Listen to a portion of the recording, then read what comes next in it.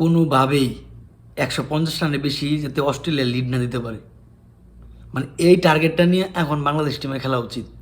মানে আমরা একদম জয়ের বন্দরে একদম কাছাকাছি চলে আসছি।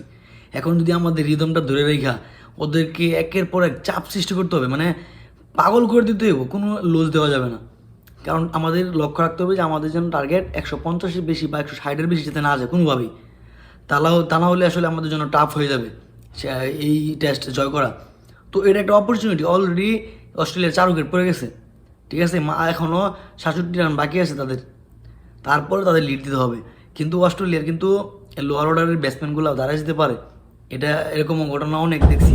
অস্ট্রেলিয়ার লোয়ার অর্ডারের ব্যাটসম্যান মানে ভালো পারফর্ম করতে দেখছি, এটা অহরহ দেখেছে। লাস্টের দিকে পেট কামিংস এবং লাস্টের দিকে যারা আছে ওরা একটা বড় ইনিংস করে দিতে পারে যে কোনো টাইমে। তো সেই ধারাবাহিকতা যাতে না রাখতে পারে সেদিকে আমাদের খেয়াল রাখতে হবে। এখানে প্রচুর চাপ সৃষ্টি করতে হবে, বলারদের চাপ সৃষ্টি করতে হবে, ফিল্ডিংয়ে মানে লুজ দেওয়া যাবে না, পুরোপুরি চাপের উপর রাইখা যে টেস্টটা শেষ করতে হবে।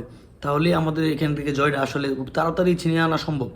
কারণ আসলে এটা একটা রেকর্ড হবে, যদি অস্ট্রেলিয়ার মধ্যে আমরা জিততে পারি তাহলে আমাদের এই রেকর্ডের উপরে যাইতে হলে মানে সর্বোচ্চ এফোর্টটাই দিতে হবে।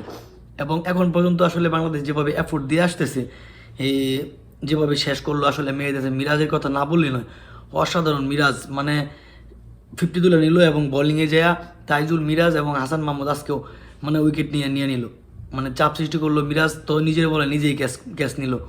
তো পারফরমেন্স যথেষ্ট ভালো হচ্ছে এবং এখন উচিত মানে যেই খেলাটুকু আছে ওদেরকে যত দ্রুত সম্ভব অল আউট করে, মানে লাস্ট যেন কোনোভাবেই 150-60-এর বেশি তারা লিড দিতে না পারে, তাহলে আমাদের পক্ষে সম্ভব ইজিলি এই টেস্টটা উইন করা। ইনশাল্লাহ বাংলাদেশ এই টেস্টটা জিতবে আশা করি, এবং খুব দ্রুতই জিতবে।